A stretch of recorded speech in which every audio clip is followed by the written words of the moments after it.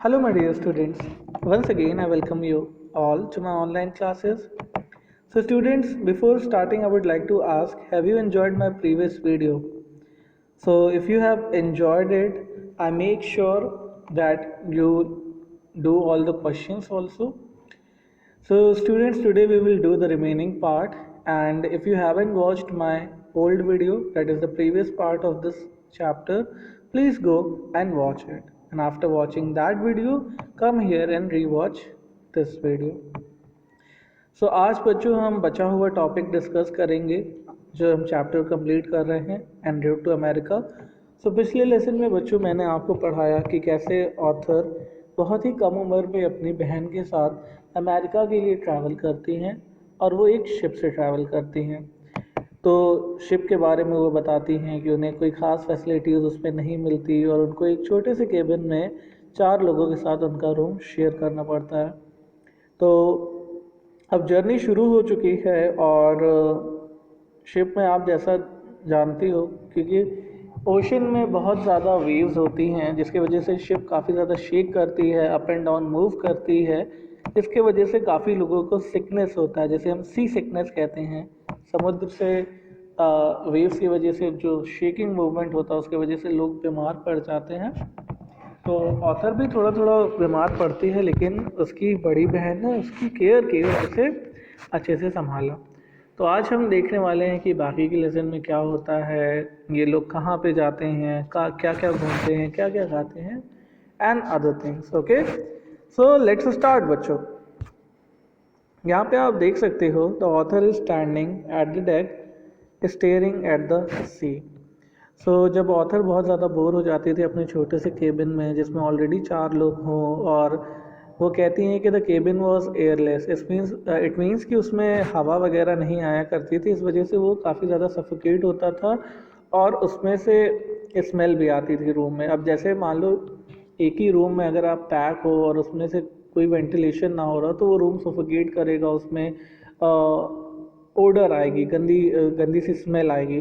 तो उससे छुटकारा पाने के लिए ऑथर डेक पे आ जाया करती थी और ओशन को देखा करती थी। सो लेट्स स्टार्ट अहेड स्टूडेंट्स, हम आगे देखते हैं कि आगे क्या होने वाला है। ओके,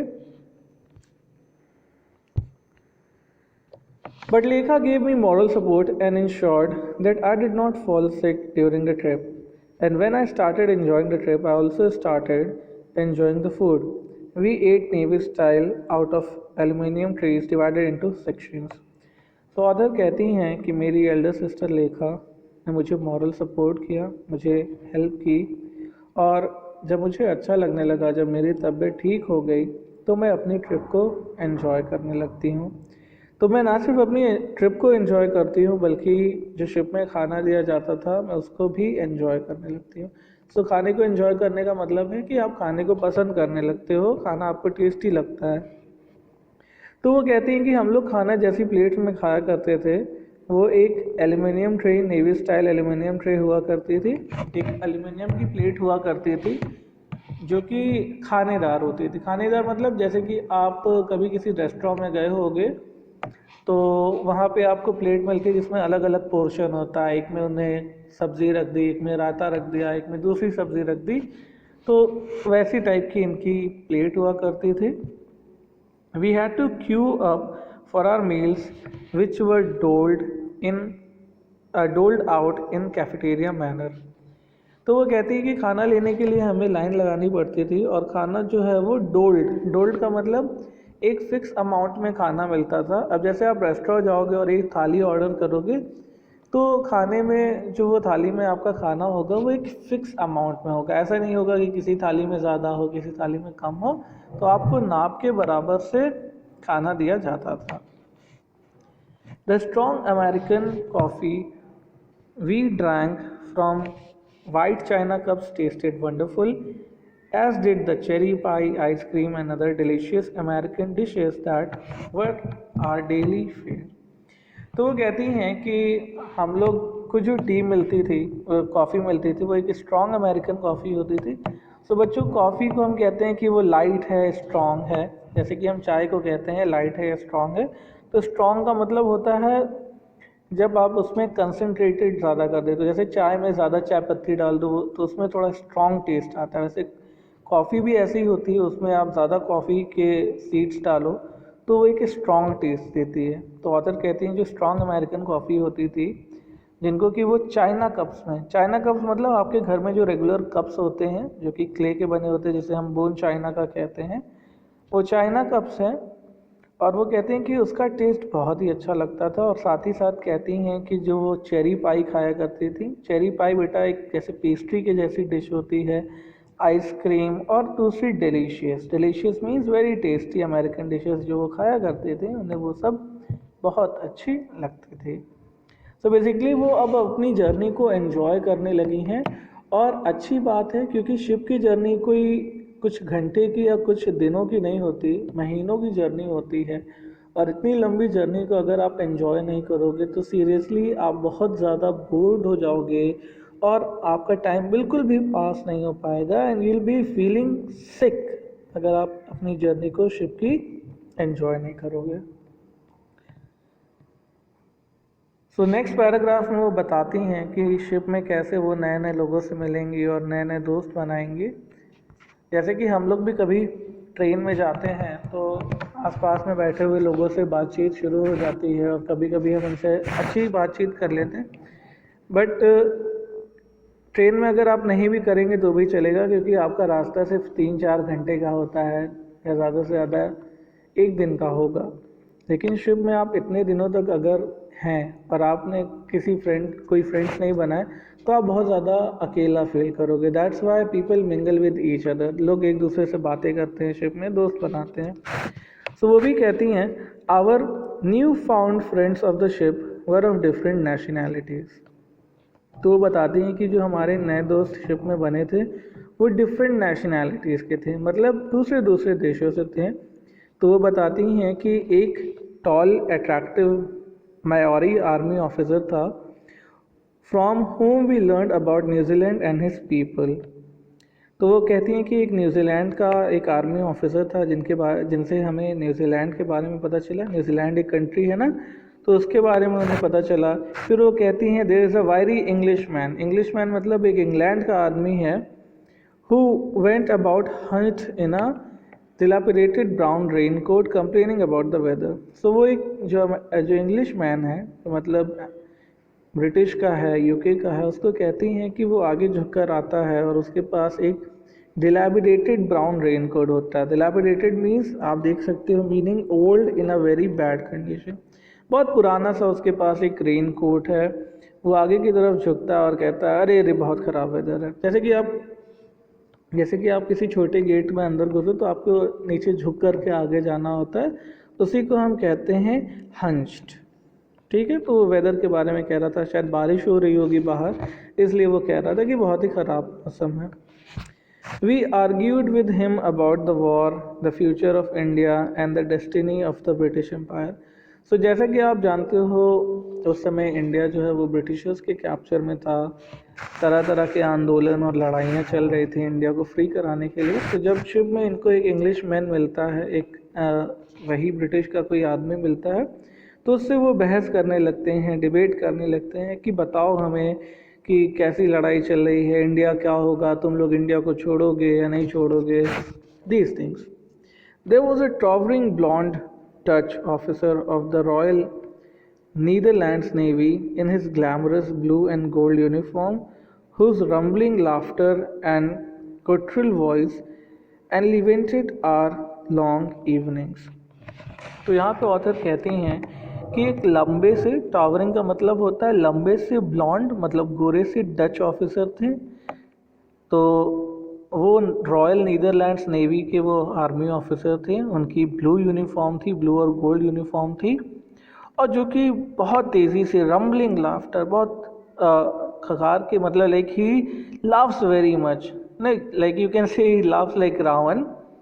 और वो इनकी वॉइस जो थी वो गट्यूरल वॉइस थी। गट्यूरल मीन्स मतलब काफ़ी ज़्यादा हलक से, काफ़ी ज़्यादा थ्रोटी वॉइस थी, लाइक भारी लाउड वॉइस थी, like hello everyone, something like this. इस तरीके की इनकी आवाज़ थी, जिसको सुनकर के इन लोगों की लंबी लंबी शामें जो हैं वो अच्छे से बीत जाया करती थी।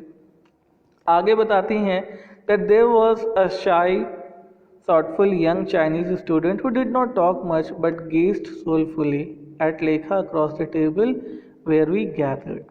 तो आगे वो बताती हैं कि एक चाइनीज़ स्टूडेंट भी था जो कि बहुत ज़्यादा शाई था, शर्मीला था, ज़्यादा लोगों से बात नहीं करता था, लेकिन मैंने उसे नोटिस किया कि वो मेरी बहन लेखा को देखा करता था, उसे गेज किया करता था, उसकी तरफ निगाहें रख के उसे मतलब देखा करता था जब हम लोग टेबल पे कलेक्ट होते थे खाने के लिए। ओके, सो हम नेक्स्ट पैराग्राफ देखते हैं। ये हमने कंप्लीट कर लिया। Now it's time for this paragraph.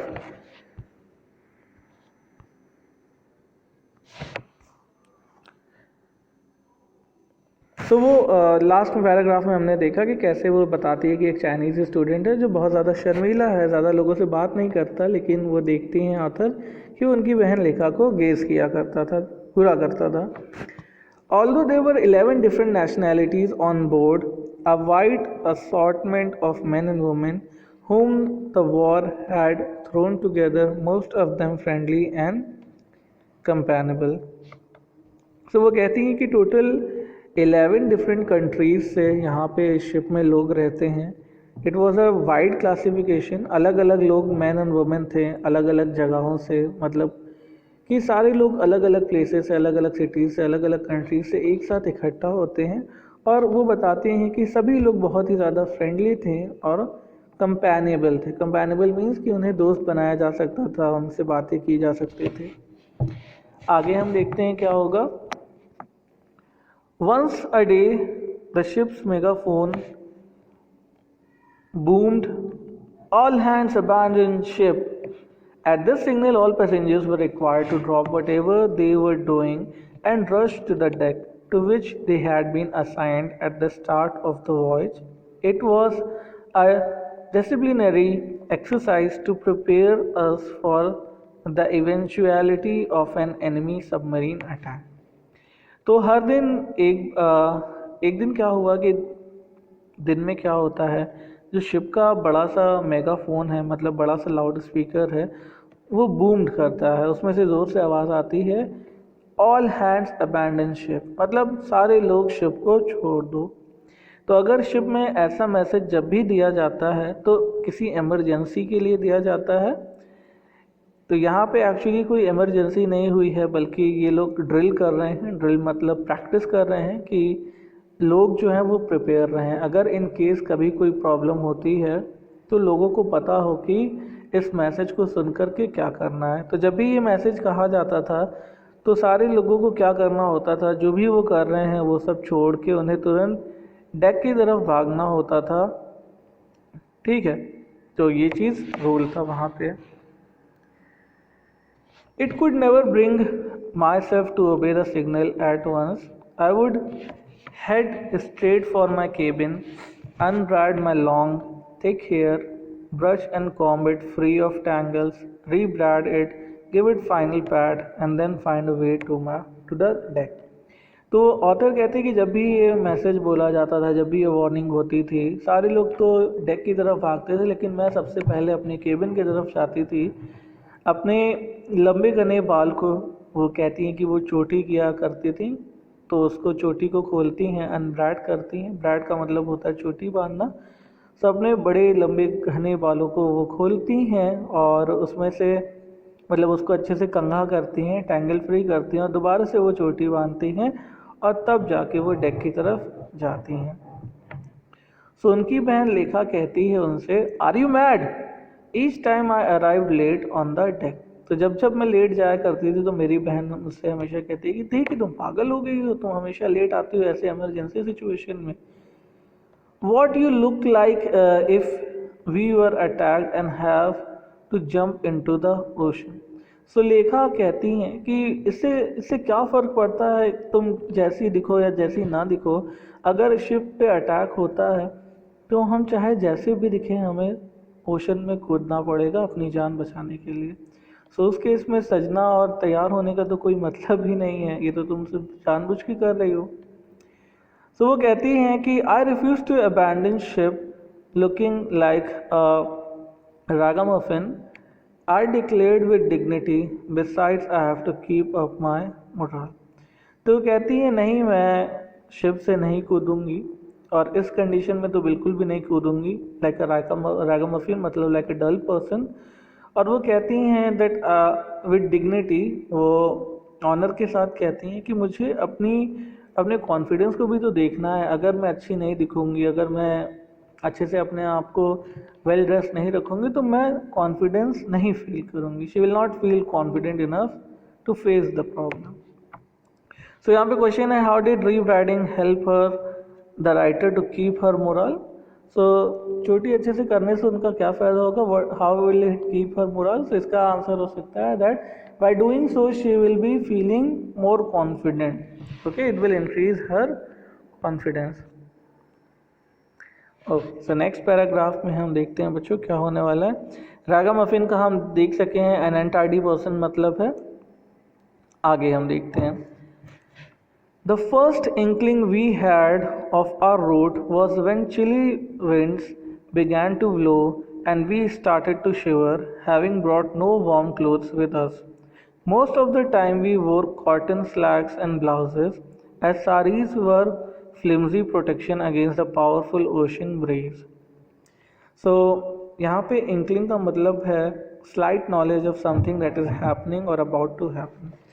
सो ये बच्चे शिप में पहली बार ट्रैवल कर रहे हैं, इनको एक्सपीरियंस नहीं है और इन्होंने जो भी मिस्टेक की है उसका उनको खामियाजा भुगतना पड़ रहा है। तो पहला इंक्लिंग क्या होता है, पहला खामियाजा इन्हें क्या भुगतना पड़ता है कि जैसे वो शिप की जर्नी में वो आगे जाते हैं, बाहर ज़ोर ज़ोर से ठंडी ठंडी हवाएं चल रही होती हैं और उन्हें बहुत ज़ोर से ठंडी लगती है, वो शिवर करने लगते हैं, वो कांपने लगते हैं। उन्होंने अपने साथ कोई भी गर्म कपड़े नहीं लाए क्योंकि उन्हें पता भी नहीं था कि गर्मी में ठंडी भी पड़ सकती है। सो वो ज़्यादातर समय पे क्या पहना करती थी, कॉटन की बनी हुई स्लैक्स और ब्लाउजेस पहना करती थी। वो कहती हैं कि सारी हम लोग अगर पहनते भी तो उससे कोई फ़ायदा नहीं होता क्योंकि वो हमें इतनी पावरफुल विंड से, ठंडी ठंडी हवाओं से नहीं बचा पाता। Who would have thought that the end of May would be a chilly time of the year, but it was on the other side of the world. With our teeth chattering, we realized in dismay that we were approaching Australia. So other कहती है, अब हमें कैसे पता हो सकता है, कोई कैसे अंदाज़ा लगा सकता है कि मई के आखिर में इतनी ज़्यादा सर्दी बढ़ेगी।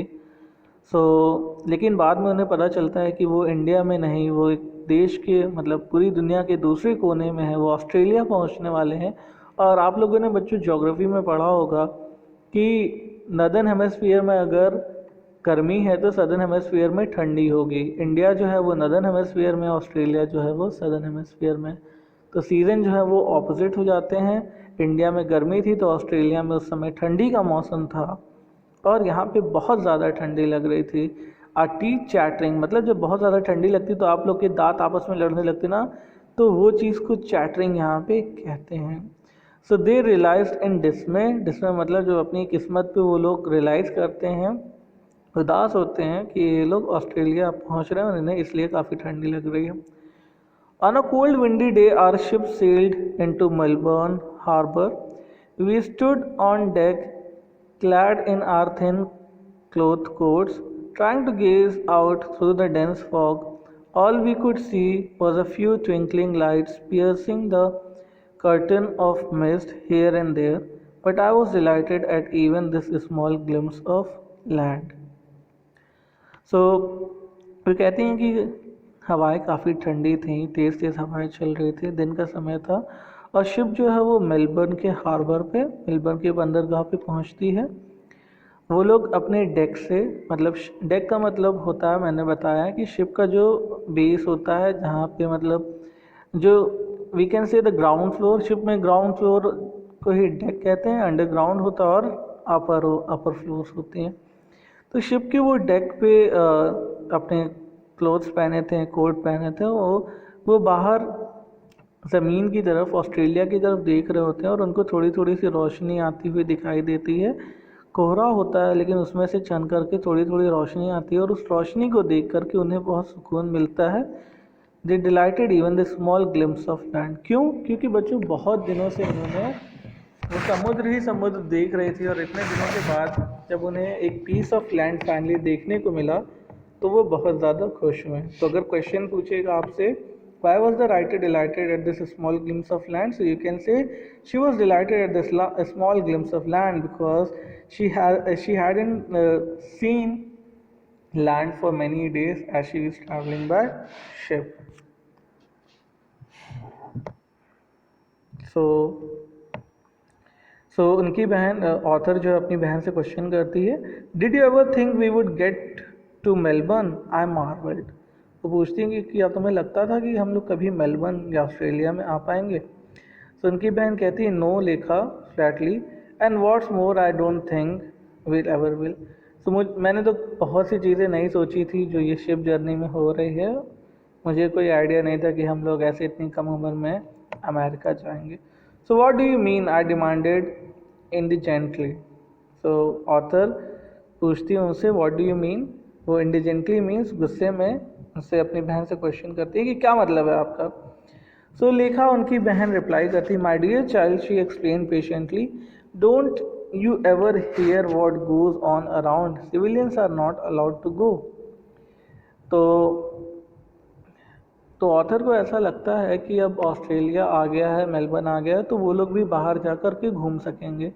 लेकिन उसे ये नहीं पता था कि बाहर जाने की परमिशन सिर्फ आर्मी पीपल को है, सिविलियंस को नहीं है। सिविलियन मीन्स आर्मी वालों को छोड़ के जो कॉमन पर्सन है उनको सिविलियन हम कहते हैं। A person who is not a member of army और अ पुलिस फोर्स, तो उनको हम सिविलियन कहते हैं। तो उनकी बहन उन्हें बताती है कि सिविलियंस मेलबर्न नहीं जा सकते, वो शिप में ही रहेंगे, सिर्फ आर्मी ऑफिशियल्स ही जा सकते हैं। सो ऑथर कहती हैं that it was disappointing, we had to content our self with all we could see from the ship. A military friend brought us a metal kangaroo and a wooden boomerang as souvenir, and that was all we saw of Australia.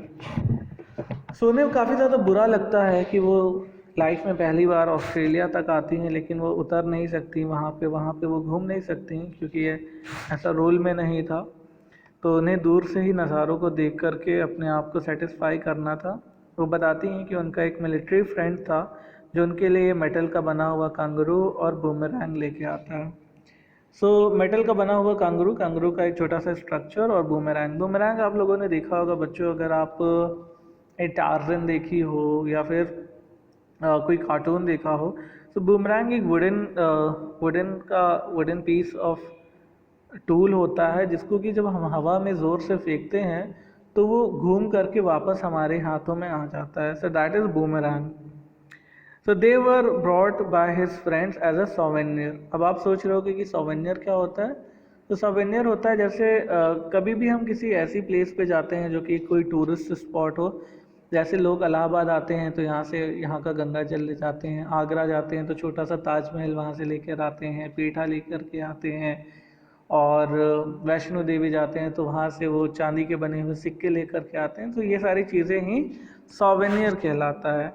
ऐसी चीज़ जो हमें उस जगह पर जहाँ पे हम घूमने गए थे उसकी याद दिला सके, those things are known as souvenirs. तो ऑस्ट्रेलिया को याद दिलाने के लिए उनके पास कैंगरू और बूमरैंग था। आगे हम देखते हैं बच्चों क्या होता है।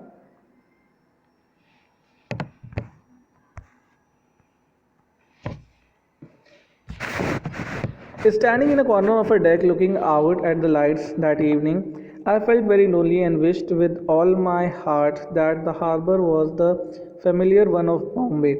It was so dark that I did not see someone come up beside me. I turned with a start and a friendly voice said, "Hello." I could almost hear the grin in it as it went on to ask, "Did I scare you?" तो author deck के किनारे पे खड़ी हो रही होती हैं, वो बाहर की तरफ देख रही होती हैं उस शाम, और अपने आप को बहुत ज़्यादा अकेला फील कर रही होती हैं। उनका मन था कि वो काश मेलबर्न घूम सकें, क्योंकि उनको मेलबर्न का हार्बर भी जाना माना लग रहा था। उन्हें लग रहा था कि ये मुंबई के जैसा है, क्योंकि बहुत दिनों से वो ज़मीन पे नहीं उतरी थी, तो उन्हें काफ़ी ज़्यादा मन कर रहा था। अंधेरा था तभी वो किसी को आते हुए देख नहीं पाती हैं, और जैसे ही वो पीछे मुड़ती हैं तो उनको एक वॉइस सुनाई देती है, "हेलो।" तो तभी वो किसी एक ऐसे इंसान की आवाज़ थी जिनको वो ऑलरेडी जानती हैं, एक फ्रेंडली वॉइस थी। तो वो इंसान कहता है कि डिड आई स्केयर यू, क्या मैंने तुम्हें डरा दिया? तो ऑथर कहती यू डिड, आई रिप्लाइड, हाँ तुमने मुझे डरा दिया।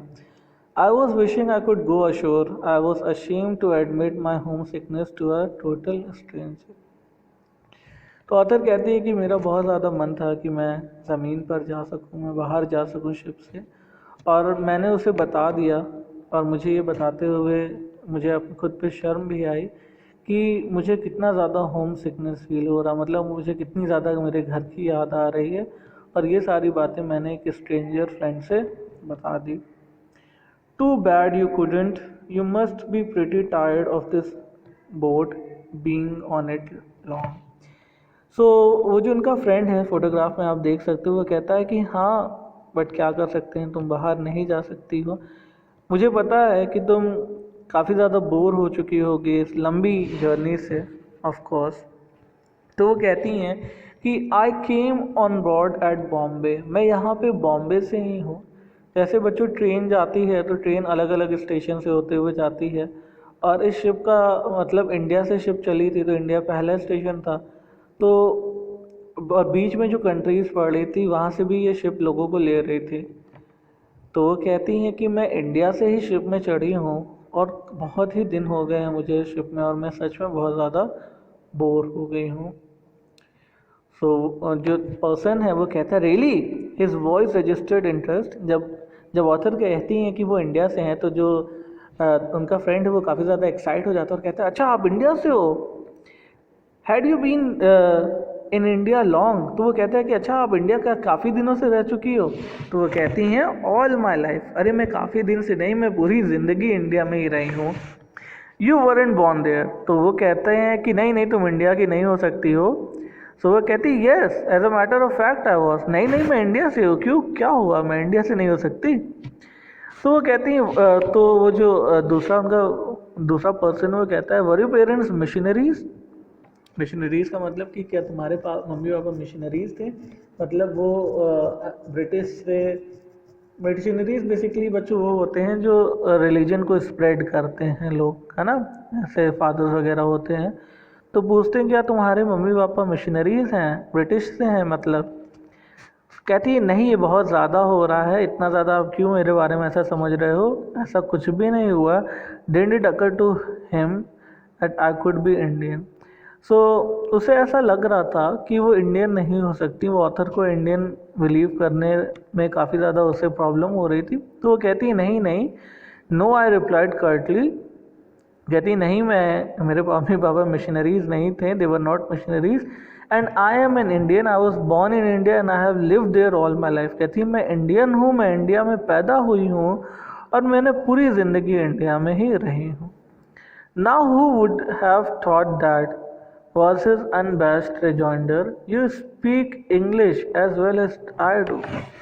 तो उनका जो फ्रेंड है वो कहता है कि कोई कैसे बिलीव करेगा कि तुम इंडियन हो क्योंकि तुम इतनी अच्छी इंग्लिश बोलती हो जैसे कि मैं बोलता हूँ, तो इसलिए मुझे लगा कि शायद तुम इंडियन नहीं हो।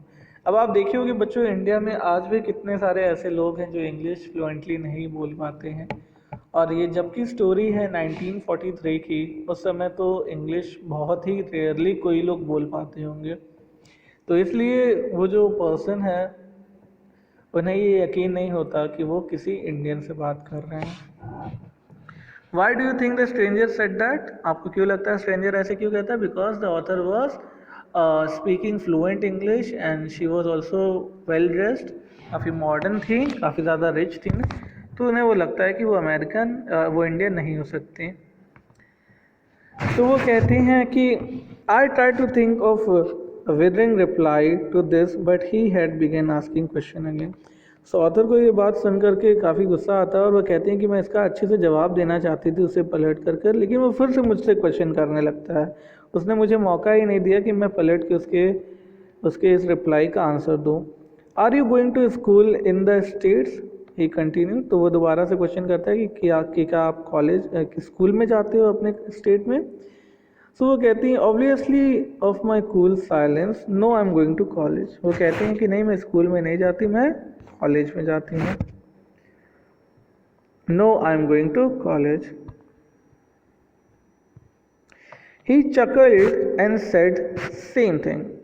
In the States, we call it school, and then, as if it had suddenly occurred to him, he added. कहता है एक ही बात है, स्कूल कही है कॉलेज कही, हम लोग अपने यहाँ पे उसको स्कूल कहते हैं, आप लोग कॉलेज कहते हो, बट ये सेम ही चीज़ है. So how come you decided to go abroad at a time like this. वो क्वेश्चन करता है कि तुम अब्रॉड जाने की क्यों सोच रही हो, वो भी ऐसे समय में. तो उनका फ्रेंड उनको क्वेश्चन करता है कि आप अब्रॉड क्यों जा रहे हो इस समय में. इस समय का मतलब कि आपके देश में इतना मतलब वॉर वगैरह चल रहा है और ऐसी चीज़ें हैं. तो वो कहती हैं, because I am not allowed to study at home. I replied, you see at home students have to promise not to take part in political activities. तो वो कहती है मैं अपने घर में नहीं पढ़ सकती हूँ क्योंकि मेरे घर में बच्चों से कहा जाता है कि वो किसी भी पॉलिटिकल एक्टिविटीज़ में पार्ट नहीं ले सकते. तो वो क्वेश्चन करता है पॉलिटिकल एक्टिविटीज़. ही bewildered, वो कंफ्यूज हो जाता है, पूछता है. So I thought to my self for the past 9 months of my family has been in jail for wanting their country to be free, and nobody outside India knows anything about it. Out loud, I patiently explained, you see, at home we are not allowed to say what we think. If anyone says he wants freedom for India, he gets locked up in a prison.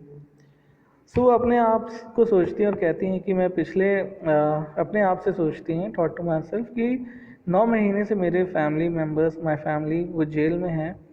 वो India को free कराना चाहते हैं लेकिन उसको सज़ा मिली है कि वो जेल में है और देश के बाहर किसी को इसके बारे में कुछ पता ही नहीं. तो ये अपनी बात मन में सोचती हैं, है ना. तो वो कहती हैं कि देखो ऐसा है.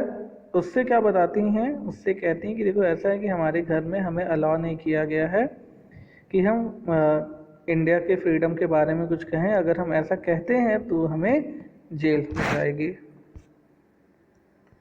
तो ये ब्रिटिश के टाइम में ऐसा बच्चों सच में होता था. जो भी आज़ादी के लिए डिमांड करता था उसको वो पकड़कर जेल में डाल दिया करते थे. ओके, हम नेक्स्ट देखते हैं आगे क्या होता है. I hope students you are liking this story, you not getting bored. काफ़ी इंटरेस्टिंग स्टोरी है. सो आगे कहते हैं, my companion whistled his surprise, you don't say, and here I have been away from home for a year fighting a war for freedom. It's enough to make Hitler laugh up his sleeve. तो वो कहता है कि आप लोग कुछ question नहीं करते हो, आप लोग उनसे लड़ाई नहीं करते हो, और मैं अपने घर से पिछले 1 साल से बाहर हूँ अपने देश के लिए, लड़ाई के लिए. सो ये चीज़ सुनकर के जो ऑथर, उनको काफ़ी ज़्यादा हंसी आने लगती है कि हाँ ये तो सच कह रहा है कि हम लोग कुछ बोलेंगे तो जेल हो जाएगी, और वो पिछले 1 साल से आर्मी में हैं, वो तो अपने घर से बाहर हैं 1 साल से वॉर के लिए. सो वो हंसने लगती हैं. तो वो कहता है कि you giggle just like American girl, he said in pleasant surprise. तो ये वही आर्मी ऑफिसर है जिनके बारे में वो पहले से बता रहे थे. वो कहते हैं कि तुम बिल्कुल एक अमेरिकन लड़की के जैसे ही हंसती हो. I see then there must be hope for me. The young soldier laughed good humouredly. So थोड़ा सा उनके साथ मीन्स बातें करने की कोशिश कर रहा है, उनको टीज कर रहा है, और कहता है कि आप भी एकदम अमेरिकन लड़की की जैसे हंसती हो, मतलब आप मेरी अच्छी फ्रेंड बन सकते हो, ऐसा कुछ. The young soldier laughed good humouredly. वो भी जोरों से हंसने लगता है. I'm sorry if I've been too inquisitive, but honestly, I can hardly believe I am among human beings again. You can't imagine what it feels to be going home after a year in a Pacific war. सो वो curious होकर कहता है, चलिए ठीक है, मैं आपसे कुछ ज़्यादा ही बोल रहा हूँ, बट आप मुझे यकीन नहीं करोगे कि मैं कैसे एक इंसान कैसे अपने घर से साल साल भर दूर है, और उसे कैसा फील होगा जो अपने घर 1 साल बाद जा रहा हो पैसिफिक वॉर करके. I was suddenly ashamed of myself for the abrupt way I had been speaking to him. If he could come out of a war laughing and joking, there must be more to him than I had imagine. तो author अपने आप से शर्मिंदा और वह कहती हैं कि मुझे इनसे ऐसे बात नहीं करनी चाहिए थी। ये बंदा 1 साल से बाहर है, अपने घर के लिए लड़ाई कर रहा है, अपने देश के लिए, लेकिन फिर भी हंस रहा है, जोक कर रहा है, खुश है। तो मुझे इससे सीखना चाहिए। और ये काफ़ी अच्छा पर्सन है, काफ़ी स्ट्रॉन्ग पर्सन है, ना मैंने इमेजिन भी नहीं किया था।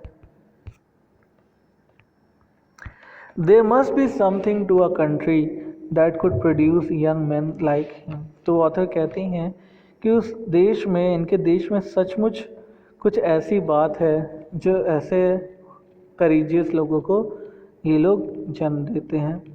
ही interrupted my thoughts, I was thinking of what you said about India a while back. We Americans don't know much about the East. This war is teaching us a lot. Will you tell me more about your country?